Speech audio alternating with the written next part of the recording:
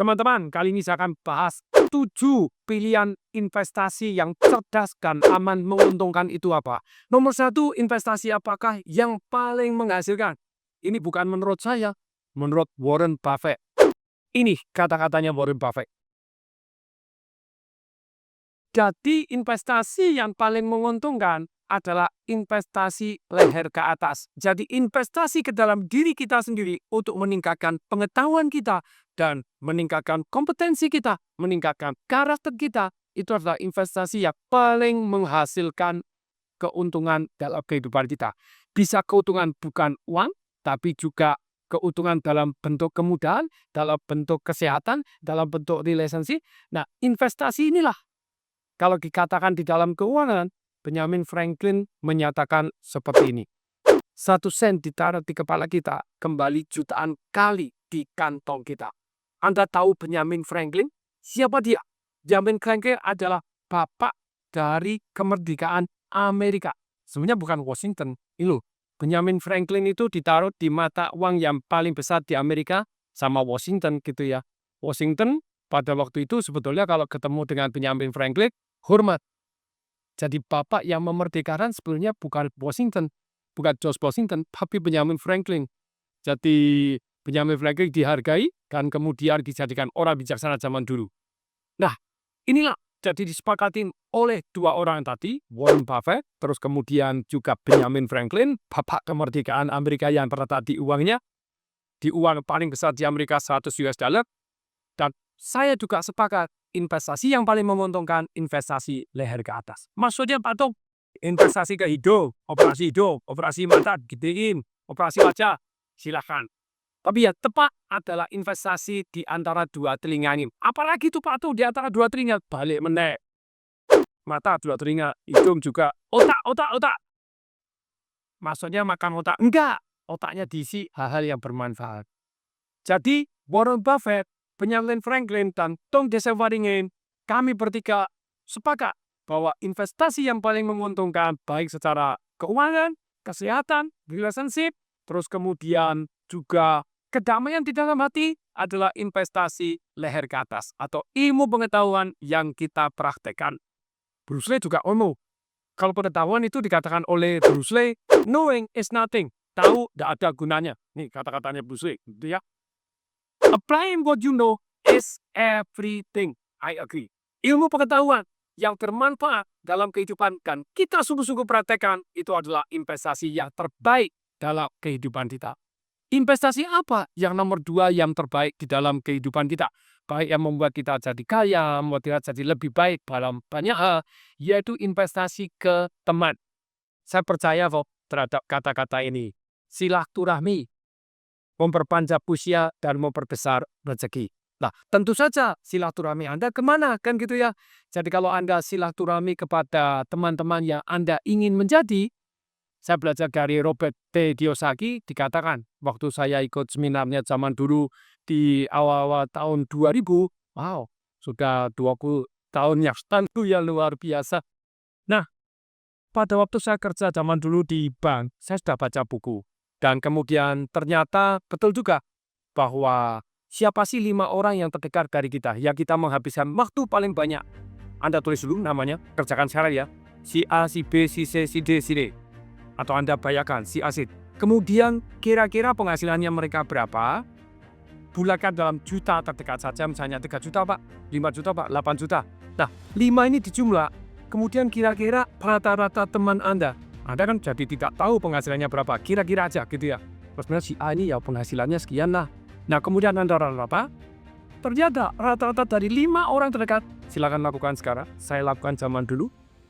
Ternyata 5 orang terdekat ini, itulah penghasilan kita.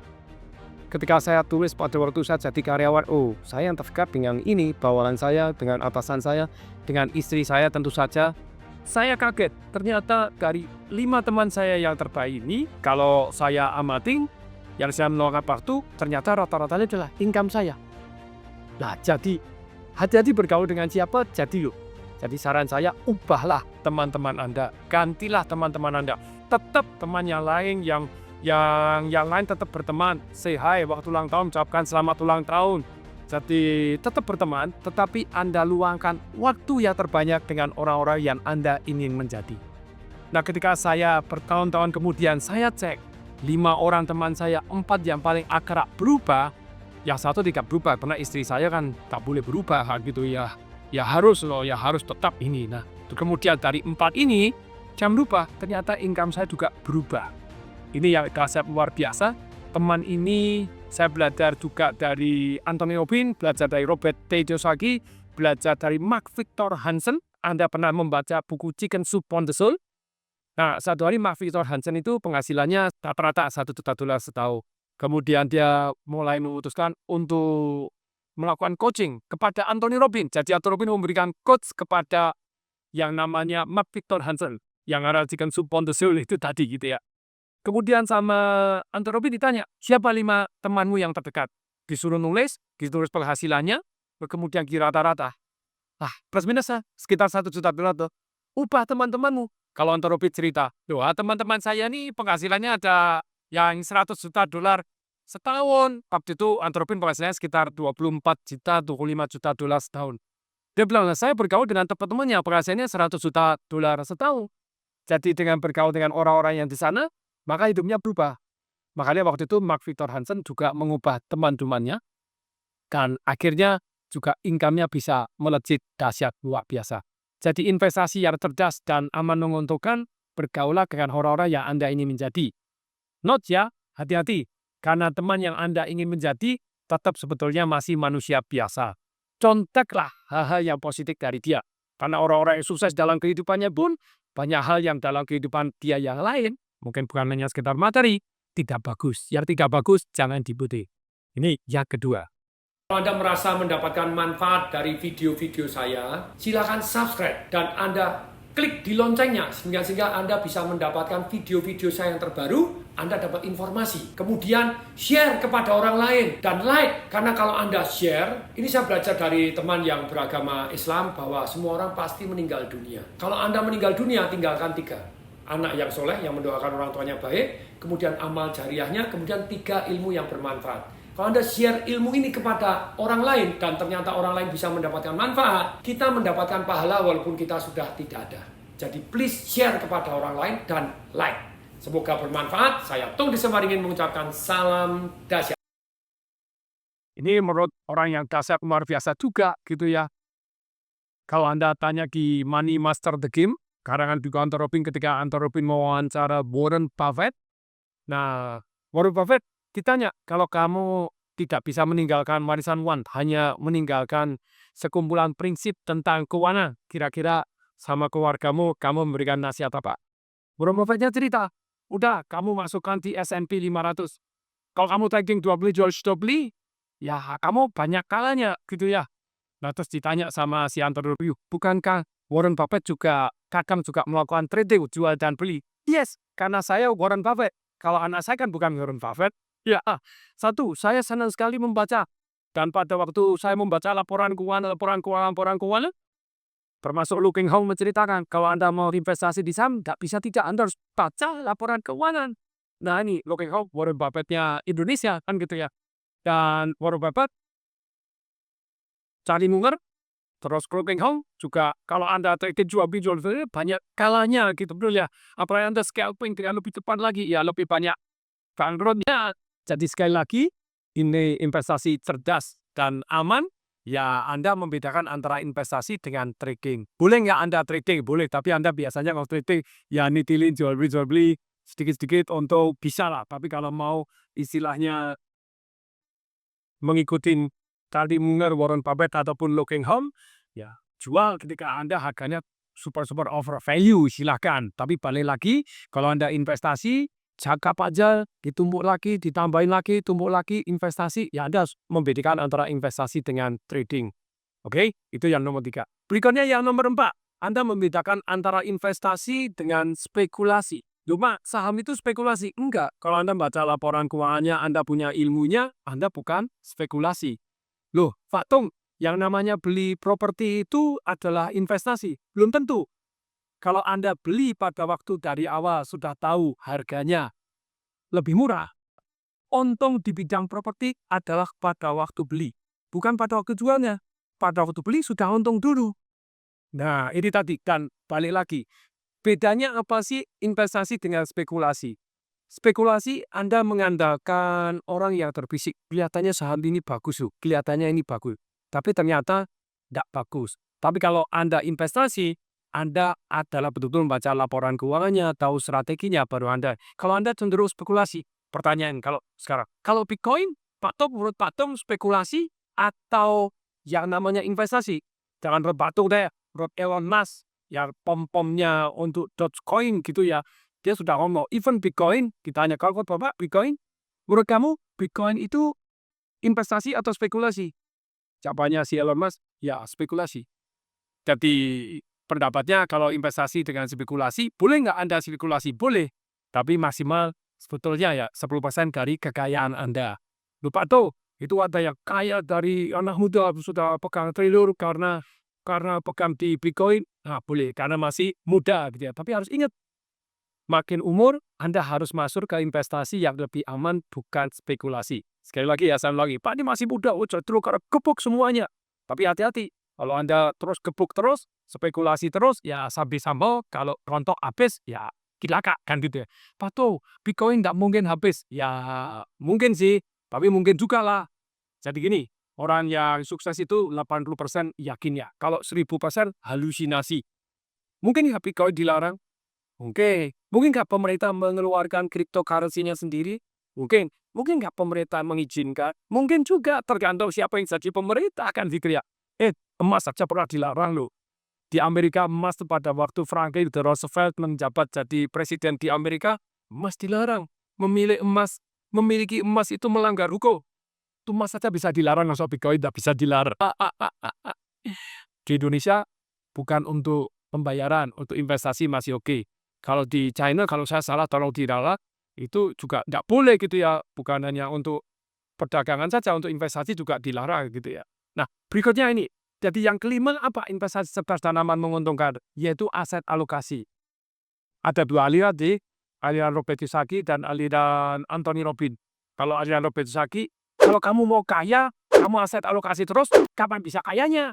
Itu disepakati sama Looking Hong juga. Loh, aset alokasi itu kalau untuk orang yang nggak paham toh. Saya paham sekali terhadap sahamnya. Ya, saya ngapain saya masuk gepuk total. Nice, nice, nice, nice, nice, nice, nice, nice, nice. Tapi intinya begini Bapak Ibu, yang namanya aset alokasi, ya tentu saja disesuaikan dengan umur, pengetahuan, dan keberanian Anda. Tetapi, kalau saya lebih senang, walaupun saya paham sekali terhadap bidangnya, saya tetap senang aset alokasi. Jadi aliran Robert Kiyosaki yang kalau kamu masih muda, kalau aliran Looking Hong, kalau kamu tahu persis bahwa bidangnya ini tidak perlu aset alokasi, gebuk total, kamu yakin kok, kamu belajar ilmunya sungguh-sungguh kok, tahu gebuk total boleh habiskan semua. Kalau saya lebih cenderung ke aliran yang namanya Anthony Robbins begitu ya. Anthony Robbins mengatakan begini ketika saya ikut seminarnya. Di tahun 2002 ikut Wealth Mastering. Anthony Robbins mengajarkan aset alokasi. Kemudian ada satu laki-laki. Tony, why must asset allocation? My business, I can profit 200%, 300% a year. Saya bisa untung 200, 300%. Ngapain saya harus alokasi ke tempat yang aman, yang income-nya not even 5%? Saya utang aja, saya bisa bayar, bahkan dapat untung lebih banyak. Atropin lagi mau jawab, terus mendadak ada satu perempuan berdiri. Tony, may I answer that question? Anthony Robbins, boleh gak saya menjawab pertanyaan tadi? Tony Robbins, sure. Oke, baik. Terus kemudian yang perempuan ini ngomong gini, 20 tahun yang lalu, ketika saya umur 28, saya tanya persis kamu kepada Anthony Robbins. Waktu itu Anthony Robbins menjelaskan sesuatu hal yang akan saya jelaskan di sini. Kamu nurut boleh nggak? Saya pada waktu saya memilih tidak nurut anjuran Anthony Robbins. Anthony Robbins cerita bahwa manusia ini adalah makhluk kebiasaan. Ketika Anda gebuk total, misalnya Anda punya duit 100 juta, Anda utang 300 juta, Anda 400 juta. Wih, untung jadi 1 miliar. Ketika 1 miliar, Anda utang lagi 3 miliar. Boom, Anda gebuk total. Anda untung jadi 10 miliar. 10 miliar Anda utang 30 miliar, gebuk lagi. Manusia makhluk habit. Enak cenderung diulangi. Ketika sukses cenderung diulangi. Dan ketika diulangi, begitu tambah besar kan umur 1 triliun, utang 3 triliun, habis semua. Dan itu yang saya terjadi. Kata wanita tadi gitu ya, kalau angka sih versi saya gitu ya. Jadi wanita ini cerita bahwa dulu dia diomongi under robbing, bahwa alangkah baiknya Anda mulai dibiasakan aset alokasi, sedemikian sehingga ada sebagian taruh yang aman, bukan hanya sekedar mengejar keuntungan. Kalau cara saya, aset alokasi sesuai dengan umur. Kalau kita umurnya 20, kalau Anda termasuk moderat, bukan agresif, bukan istilahnya konservatif, sesuai dengan umur Anda, 20% taruh yang aman. 40% taruh yang moderat, 40% taruh yang berisiko, yang bisa mendapatkan income besar, masih muda. Tapi kalau Anda umur 70, Anda agresif, kalau agresif, ya menurut saya gitu ya, maksimal 70 dikurangi 10%. Jadi 50% harus tempat yang aman. Nggak boleh yang selebor. Nggak boleh yang cari untung. Karena umur 70 kok. Nah ini disesuaikan dengan umuran. Kalau modal. Lah kalau konservatif, ya sama. Kalau Anda konservatif, kalau Anda misalnya umur 30 tahun, Anda konservatif. Umur tambahi 10% taruh yang aman total. Sisanya separuh taruh yang moderat, taruh yang berisiko. Nah, begini. Jadi aset alokasi, risikonya akan berkurang kalau Anda punya pengetahuan. Tetapi balik lagi, Mr. Lu Keng Hong, ya terbukti dia jauh lebih kaya dibanding saya. Ya, saya respect dan silakan Anda mau ikut. Tapi saran saya Anda belajar dulu sampai punya ilmunya seperti Lu Keng Hong dulu. Even Lu Keng Hong juga pernah kena gitu ya, miliaran juga. Tapi asetnya besar karena dia tahu dan punya ilmunya. Saran saya kalau Anda mau all in di saham, all in di Bitcoin, masih muda, dan Anda betul-betul paham ilmunya, silahkan gitu ya. Tapi kalau saran saya, tetap lakukan aset alokasi, tetap punya cadangan. If something happen, Anda tetap masih bertahan, masih kaya. Begitu ya, ini saran saya. Jadi ikuti. Balik cerita ke wanita tadi, dia cerita, saya dulu nggak percaya terhadap ceritanya Anthony Robbins atau jurusnya. Saya kepuk. Wah, saya kepuk. 2 tahun yang lalu, umur 46, cewek ini bangkrut. Dan ketika bangkrut, dia merenung. Akhirnya dia ikut seminar Anthony Robbins lagi untuk mengulangi dari nol lagi.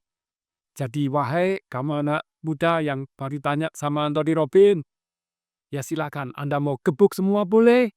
Atau ya sudahlah, tetap harus ada alokasi ditaruh ke tempat yang aman. Bukan gebuk 100% walaupun Anda yakin yakin-yakinnya. Karena apa? Kalau Anda tidak untung, Anda tidak berani.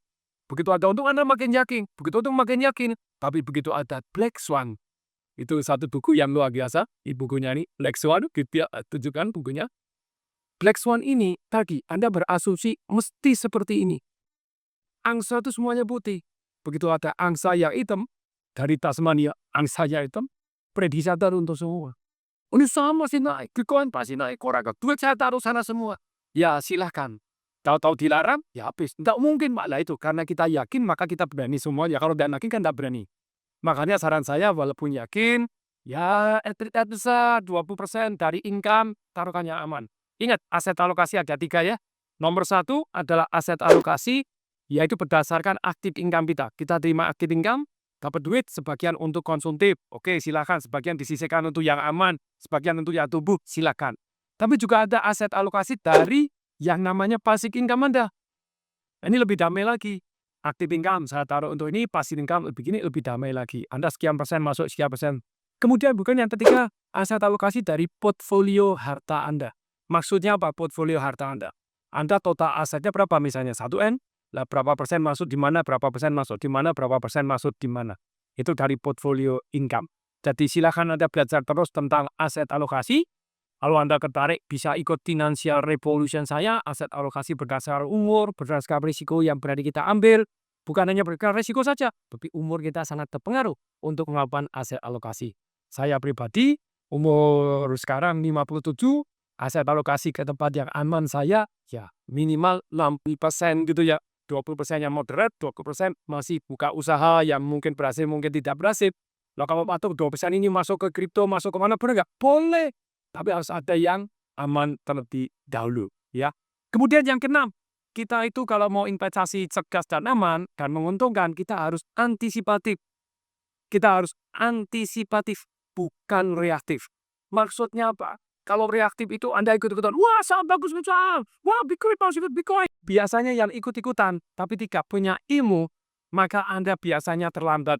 Pesta sudah usai. Kalau pesta sudah usai, maka Anda tinggal kebagian ya, cuci piring. Nah, bagaimana caranya antisipatif? Belajar sejarah, belajar tren. Uang itu mengalir dari satu tempat ke tempat yang lain, satu tempat ke tempat yang lain, satu tempat ke tempat yang lain.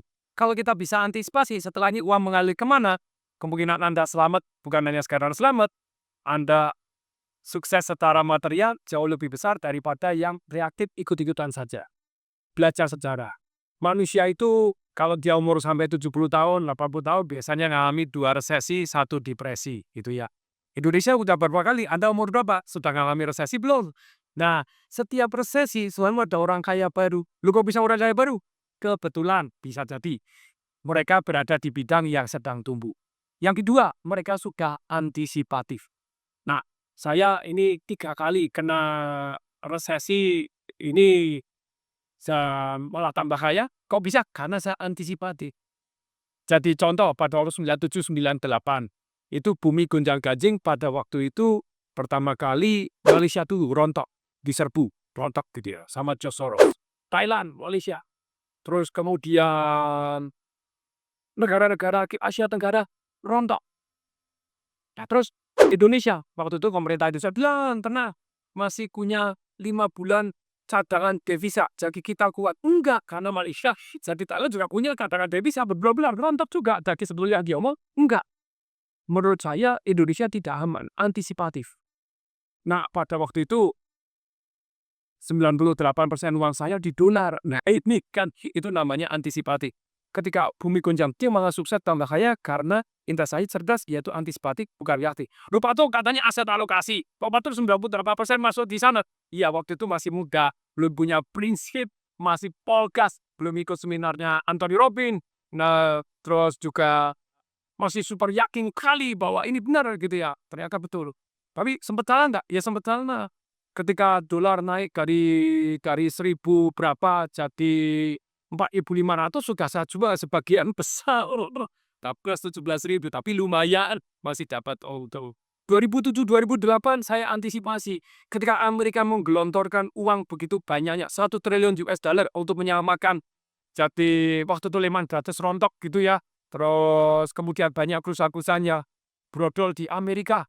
Amerika bagi-bagi 1 triliun US dollar. Ketika bagi-bagi seluruh dunia, emas ganti harga. 2007, 2008, 2011 emas ganti harga dan naik 2-3 kali lipat gitu ya. 170 juta jadi 400 sekian juta gitu ya. Waduh, lumayan naik 2 kali lebih lipat gitu ya. Terus kemudian properti juga ganti harga seluruh dunia. Karena dunia nyebar ke seluruh dunia, inflasi terjadi. Nah, ini namanya antisipatif. Balik lagi, hari ini bertahun-tahun yang lalu, itu banyak yang ikut seminar saya Financial Revolution dan mendapatkan rezeki banyak gitu ya. Baru 2020, emas sempat rontok, perak sempat rontok. Saya bilang, ya mau nggak mau kan inflasi. Kok bisa? Karena Amerika bukan mau gelontor 1 triliun US dollar, tapi mau gelontor 8 triliun US dollar. Bukannya tak, tinggal bagi-bagi uang beredar ke seluruh dunia. Beli A, beli B, beli C. Dunia juga tidak kepingin mata uangnya terlalu kuat dibanding US dollar. Kalau terlalu kuat, nanti impornya kalah. Impor, dapat duit, punya cadangan devisa. Ekspornya, wah kalau kita impornya lebih gede dari ekspor terus, kelaka, bahaya. Cadangan devisa berkurang, nanti bisa gebuk. Nah, supaya ekspornya menang bagaimana? Mata uangnya dilemahkan. Nah, itu namanya antisipatif. 2025, 2026, 2007 ke depan ini, prediksi saya sejak tahun 2020 sudah mulai terbukti gitu ya. Emas mulai ganti harga, perak mulai ganti harga. Nah, dengan saya antisipatif dan saya tetap aset alokasi, tidak semua di emas, tidak semua di perak, bahkan tidak utang. Nah, kalau tidak utang kan beda toh. Loh, kalau ada tuh spekulasi, jual, taruh gebuk satu tempat. Banyak spekulasinya. Itu ya, apalagi sampai utang. Waduh, berat sekali. Jadi antisipatif lah, bukan reaktif. Ini syarat-syarat penting gitu ya. Jangan ikut-ikutan orang. Wah, ini punya prinsip. Loh, even Warren Buffett punya prinsip. Even ya anak muda yang triliuner jadi prinsip.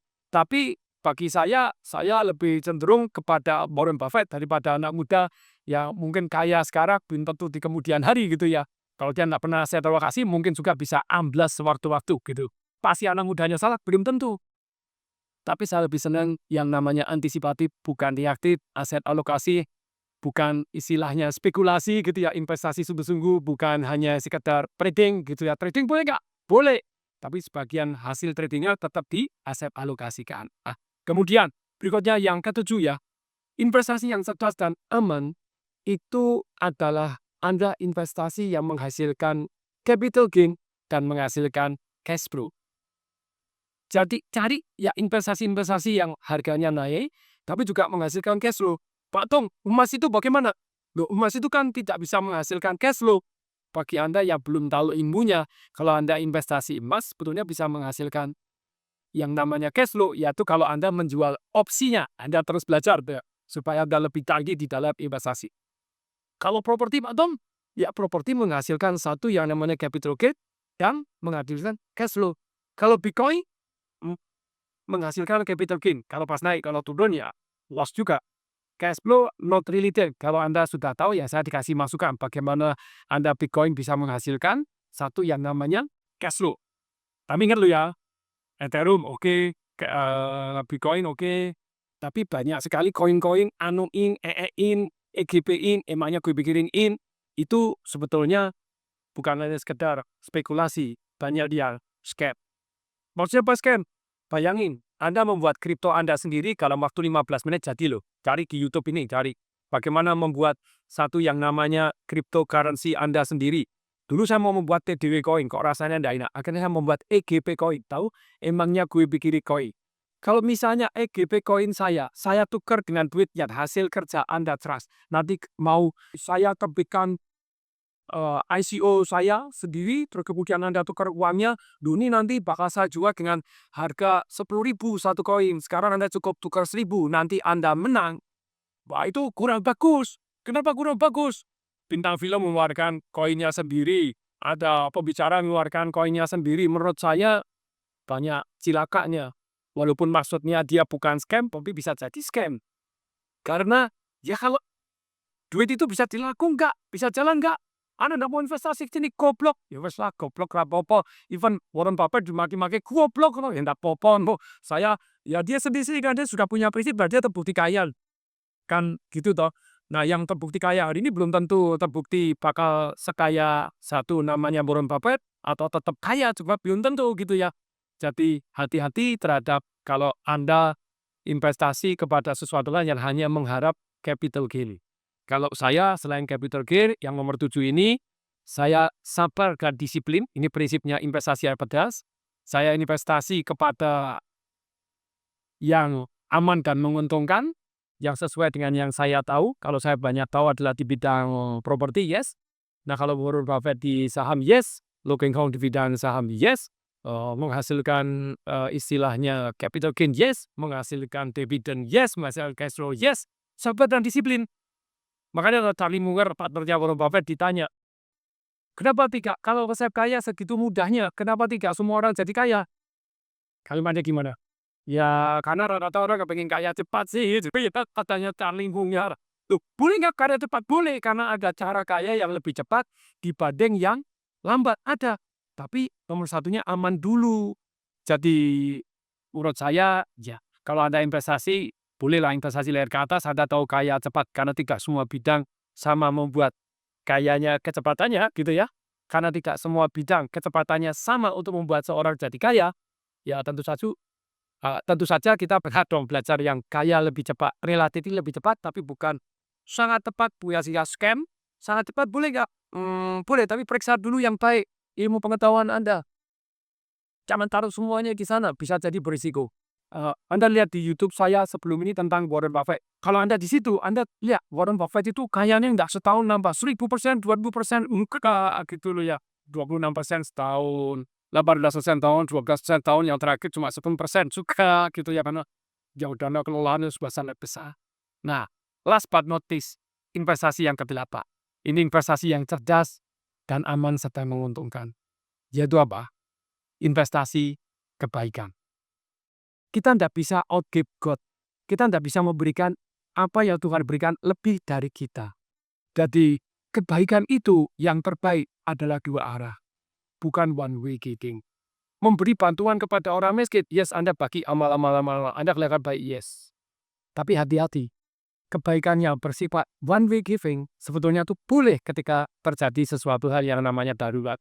Lagi kecelakaan, lagi bakut mau itu tidak bisa, lagi badai bandang, lagi banjir bandang yang luar biasa, gunung Merapi meletus, ya dia butuh makanan, butuh minuman, butuh apa itu one way giving. Tapi kebaikan yang terbaik two way giving. Maksudnya apa two way giving? Jadi ketika saya bantu Anda investasi di sini, maka Anda akan ikut investasi sekian, atau Anda luangkan saya uang Anda, waktu dan tenaga, keahlian serta kejujuran Anda, sehingga saya tumbuh jadi kaya. Jadi kebaikan ini pemerintah boleh nggak tetap membagi istilahnya BLT, bantuan langsung tunai kepada rakyat miskin? Boleh. Tapi saran saya, ada BLT yang tanpa syarat, ada yang BLT dengan syarat. Kalau BLT cuma 600.000 tanpa syarat asal kamu hidup, oke. Tapi mau 2 juta, pilih mana? 600.000 tambah 2 juta, pilih 2 juta dengan syarat. Dengan syarat harus ikut pendidikan. Nah, ini kan itu ya. Jadi boleh dibagi handphone gratis 1 jutaan yang sudah bisa Android, sudah bisa begini. Terus ada pendidikannya dan ada tesnya. Pendidikan bagaimana mulai usaha tanpa modal. Pendidikan bagaimana misalnya sukses ternak lele. Pendidikan bagaimana menjahit. Pendidikan bagaimana melamar kerja dengan kemungkinan berhasil 98%. Pendidikan bagaimana berkarir. Pendidikan bagaimana mengatur keuangan. Bagaimana ceritanya marketing seperti apa. Sukses di multi level seperti apa. Sukses jadi agen asuransi di mana. Sukses jadi makelar tanpa uang caranya bagaimana. Nah, pendidikan-pendidikan ini diwajibkan dan ada tesnya. Kami dapat 2 juta. Dari two way giving. Ada timbal balik ya Anda berikan, baru Anda bisa lanjut dapat 2 juta. Dan kalau Anda ternyata sudah lulus, misalnya, lulus, Anda dapat grant. Kalau lulus itu, Anda dapat penghasilan minimal UMR setempat selama 3 bulan, Anda menyatakan diri lulus, Anda dapat grant, misalnya 10 juta, 15 juta. Jadi untuk grant ini tadi dipelajarin, dan Anda sudah tidak boleh ikut program keluarga harapan lagi yang mendapatkan bantuan 2 juta tadi gitu ya. Selama sekian tahun sudah tidak boleh lagi karena sudah dianggap mandiri. Tapi dapat grant. Dengan demikian orang terpancing untuk lulus. Bukan hanya BLT drop. Miskin dibantu ya tidak apa-apa. Dapat lagi. Itu bahkan ada yang punya duit ya aku making. Cilaka kan gitu ya. Tapi sekarang diminta supaya lulus. Nah, kalau dia lulus dapat grant, maka orang berlomba-lomba untuk lulus, dididik orang supaya bisa lulus, dia bisa lulus. Terus kemudian yang lulus kita pelajari kok bisa lulus, usaha apa, menjadi cerita inspirasional untuk PKH program keluarga harapan yang lain. Jadi investasi kebaikan semaksimal mungkin 2 arah. Tidak boleh investasi istilahnya kebaikan itu merugikan yang dibantu, melemahkan yang dibantu, dan mengganggu yang membantu. Saya beri contoh, yang mengganggu yang membantu. Adik saya di luar negeri loh. Seringkali dapat tip karena dia tukang parkir di sana. Sekolah sambil jadi tukang parkir. Terus kemudian di Opera House. Dia tukang parkir di Opera House. Opera House di mana? Sydney, itu waktu dia kuliah di sana. Terus kemudian yang dia lakukan adalah dia pula. Itu ketika dia jadi general manager satu perusahaan yang besar, gajinya gede, dia siap uang kecil. Setiap ada orang remes, kasih. One way giving. Satu hari dia tidak ngasih lagi. Lu kenapa kok kamu sudah tidak ngasih lagi? Alah, aku pas aku habis malah dicoret. Orang dapat merasa bahwa dia harus dapat. Yang lain tidak dapat, maka dia marah. Ketika orang lain dapat, dia tidak dapat, dia marah. Makanya mobilnya dicoret. Itu akibat toxic charity. Charity one way giving seringkali jadi toxic. Orang merasa haknya, orang merasa dirugikan dan berusaha merugikan orang lain yang tidak mau membantu. Kau bisa two way giving. Semoga bermanfaat. Saya Tom Desem Waringin mengucapkan salam dahsyat.